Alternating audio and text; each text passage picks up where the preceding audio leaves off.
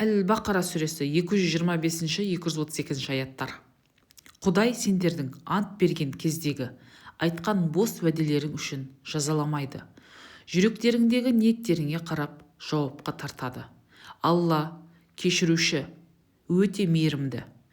Әйелдеріне жақындамауға ант бергендер үшін 4 ай мерзім бойынша тыйым белгіленген. Сол уақыттан соң ерлі-зайыптылар өз райларынан қайтар болса, Алла да оларға кешірмен қарап жарылқайды. Ал егерде олар әйелдеріне талақ белгілері келсе, Алла естуші, білуші ғой. Талақ берілген әйел 3 етеккір уақыты өткенше күтетін болсын. Егерде олардың Аллаға және ақырет күніне иман келтіргендері рас болса, жатырларындағы, құрсақтарындағы Алланың жаратқанын, нәрестені жасыруларына рұқсат жоқ. Егерде татуласуды қаласа, осы мерзімнің ішінде күйеулері оларды қайтадан алуға қақылары бар. Әйелдердің атқаратын міндеттерімен қоса жақсы қарым-қатынасқа, әдет-ғұрыпқа лайық құқықтары бар.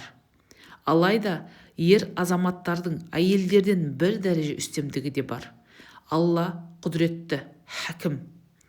Талақ беруге 2 мәрте ғана рұқсат етіледі. Одан кейін зайып мен мәмілеге келіп, бейбіт түрде өмір сүру керек, немесе жақсылықпен оның басына бостандық беру шарт.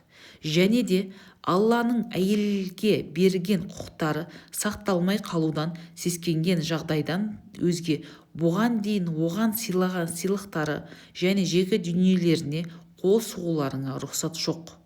Егерде ерлі-зайыптыларда Алла алдындағы өз құқықтары сақталмай қалады-ау деген қауіп болса, әйелі өз дүниесінен еріне құн бодау беріп бостандығын сатып алуына болады.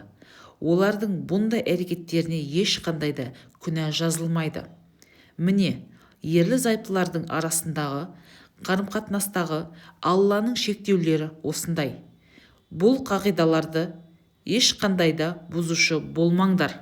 Кімде-кім Алланың үкімдерін бұзып шектен шықса, бетімен кеткендерден болады. Егерде ері әйеліне 3-ші рет талақ берсе, әйелі басқа күйеуге шығып, одан талақ алғанға дейін екеуінің қайтып үйленулеріне болмайды. 2-ші рет шыққан күйеуінен басы босаған соң, Алланың талап еткен шектеулерін орындай алатындарына сенімді болса, екеуінің қайта қосылуларына күнә жоқ. Міне, жөн білетін адамдарға таратып түсіндіретін Алланың үкімдері осындай. Егерде әйелдеріңізге талақ беретін болсаңдар, оларды үйде ұстау үшін белгіленген мерзімге иддаға жеткен кезде оларды адамгершілікпен алып қалыңдар, немесе жақсы тілеумен қоя беріңдер. Оларға қысым көрсетіп, шектен шығып күшпен ұстамаңдар.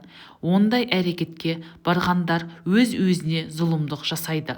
Алланың заңдарын ойынға айналдырмаңдар. Алланың сендерге берген нығметтерін ұмытпаңдар, және сендерді ізгілікке уағыздайтын кітап пен хикмет түсіргенін естеріңе алыңдар. Алладан қорқыңдар, және Алланың барлық нәрсені білуші екенін ұмытпаңдар.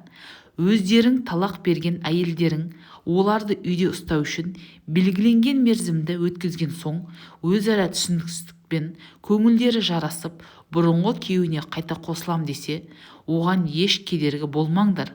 Аллаға және ақырет күніне иланғандар үшін насихат осындай. Сендерге тиімді және адал жол осы. Алла біледі, сендер білмейсіңдер.